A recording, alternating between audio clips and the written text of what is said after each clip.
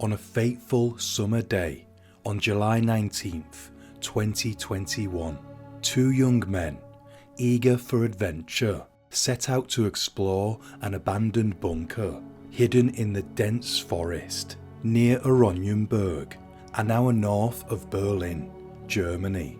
Braving the muddy terrain, they entered the decaying structure through a trench that led to a gap in the concrete wall.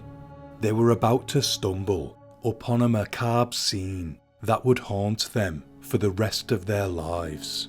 As they ventured further into the bunker, they discovered the lifeless body of a woman, her wounds a grisly testament to the violence she had endured. In response, the police launched a thorough investigation to unravel the chilling truth behind this brutal murder. Before we start, if you find this video fascinating, then at the end, please drop it a like and let me know what you thought about the case. It helps the channel. Also, don't forget to hit subscribe for more. Thank you. The victim was identified as 26-year-old Bianca Simon, a mother of a 5-year-old boy named Gianluca. On July 15th, 2021, Bianca had plans to attend a team meeting with her boss, but she never showed up. Concerns escalated when she also failed to pick up her son, Gianluca, from daycare at 4 p.m. Her friends and family, realizing that something was amiss, immediately sprang into action and launched a search operation.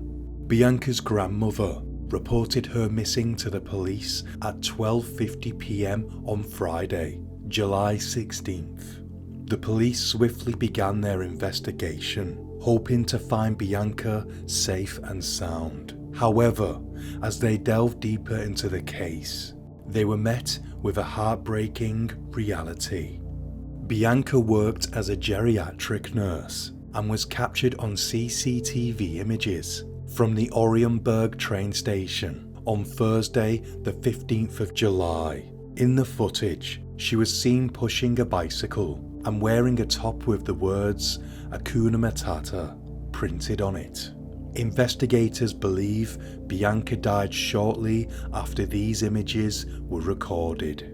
Bianca's lifeless body was discovered several days later in the abandoned bunker known as Karo As, meaning Ace of Diamonds.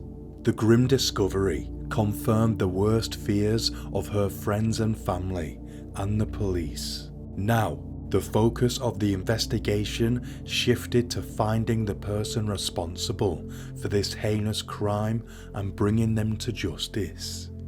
At the crime scene, forensic experts meticulously searched for evidence, while flowers, candles and a heartfelt note from Bianca's son served as a poignant reminder of the immense sadness surrounding her untimely death. Despite their best efforts, the investigators seemed to be making little progress in the case. In an attempt to gather more information, they turned to the public and issued an urgent appeal for witnesses. The police believed that Bianca's killer had intercepted her shortly before she entered the bunker. Determined to solve the case, officers stated, "We will do everything we can, no matter how many days have passed." Last Friday, we put out another appeal for witnesses with a description of the woman. The situation and the externally visible injuries reveal it was a homicide. We cannot say what was the attacker's motivation as of yet. We have also not been able to identify a suspect. We do not know why the young mother had to die. On July 27th, a breakthrough finally occurred. Homicide officers arrested Kurt L., whose name is withheld due to Germany's strict privacy laws. The arrest happened at his apartment, and they led him out in handcuffs.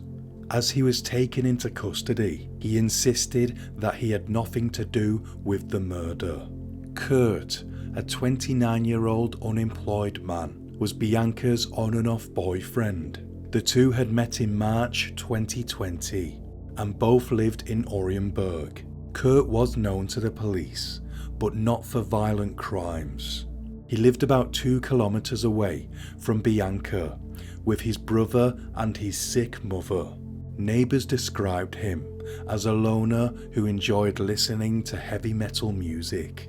Interestingly, investigators found out that both Kurt and Bianca shared a passion for old bunkers and dilapidated buildings.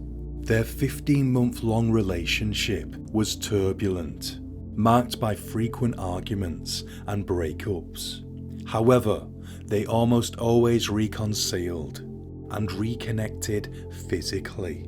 Bianca seemed attached to Kurt, often doing everything for him, even to the point of putting herself out and in harm's way.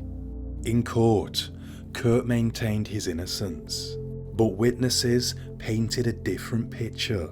A neighbour of Bianca, identified as Mandy R., said that the former couple argued mostly due to jealousy. She recalled hearing Kurt scream during a fight, "If I can't have you, no one can." Adding to the mounting evidence against him, the court revealed that 2 days before the murder, Kurt was overheard in a supermarket threatening to, and quote, "make life hell" for Bianca after allegedly discovering that she had cheated on him. Despite Kurt's insistence of innocence, this evidence was making it increasingly difficult for him to avoid being held accountable for Bianca's tragic murder. Bianca's mother said that Kurt's conflicting behaviour left her puzzled. He claimed to have both a good side and a bad side, which initially she dismissed, as no one had witnessed his darker side. However, with the tragic murder of her daughter, this led her to believe that his dark side had been dormant, waiting to be awakened. On July 15th, surveillance footage captured Bianca riding on a bike path before turning off into the woods. Investigators believe that it was at this location where she encountered Kurt. Together, they are thought to have walked to the bunker and entered it through the trenches. According to prosecutors, once inside the bunker, the two smoked and drank together. They were getting along just fine. This seemed like the good times. At some point, Bianca removed her clothes. It was then that Kurt, in a sudden and violent act, stabbed her 7 times in the neck, back and throat, using a 10-centimeter chisel. This attack came out of nowhere. He left her body face down in the dirt, naked. Bianca had been betrayed by the man she loved in the most brutal way. I can only imagine not only the physical pain, but also the emotional pain that she went through in those final moments. Bianca's bicycle, equipped with a child seat, was discovered in the undergrowth less than 100 yards from the bunker. Forensic technicians took particular interest in Kurt's bicycle, which they found in his flat after his arrest. They meticulously examined, measured and photographed every detail, including the frame, gears, brakes and rims. Kurt was held in custody and initially remained silent on the charges, only speaking up to assert his innocence. However, during the trial, he began making revealing statements, claiming, and quote, "The Grim Reaper has been following me for 15 years. He is always there. I don't see his face. He wears a black hood. Face, arms and legs are covered by a cowl." These comments suggest that Kurt might have been experiencing psychological issues, which could potentially become a factor in the trial. Bianca's best friend said she hopes Kurt will face a lifetime sentence for the pain and suffering he has caused, not only by taking Bianca's life, but also by leaving her young son without a mother. We said goodbye at the train station. We kissed and hugged and wished each other a nice day, and then you never see them again. Bianca's mother hopes her daughter's murderer will never be released, but no matter what the verdict, the pain will remain. She said, "You think about how did the death happen in the first place? Well, it's hard to deal with.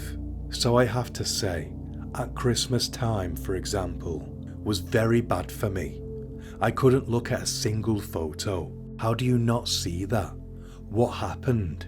The photos I turn over, I cannot see them." In this case, the public prosecutor, Mark Reinhardt, demanded life imprisonment for the defendant after autopsy results confirmed that Bianca had died violently. However, Judge Udo Lecherman, unbelievably, did not see anything malicious in the violent act and argued that no murder criteria had been fulfilled. As a result, he refused the public prosecutor's demand for life imprisonment. Under German law, murder requires premeditation, and the judge did not accept that this had been proven. Despite the alleged threat overheard in the supermarket, the judge believed that the defendant killed the young mum because he was annoyed and not being able to win an unspecified argument against her. Judge Lecherman said, "We know that Kurt killed Bianca in the bunker. There's no way around it. That's fact." As a result, Kurt was found guilty of manslaughter and sentenced to 12.5 years in prison on Tuesday, 23rd of February 2022. While the sentence may not be as severe as some had hoped, it does provide a degree of closure and justice for Bianca's loved ones. Bianca's son is now in the care of his grandmother. The tragic case of Bianca Simon's brutal death is a heart-wrenching story of lust, trust and betrayal. The young mother's life was cut short by the very person she chose to trust and care for. The pain experienced by Bianca's friends and family and her young son is a reminder of the devastation that can occur when trust is betrayed and love is twisted into something malicious. That's the end of this episode. Until next time, stay sane.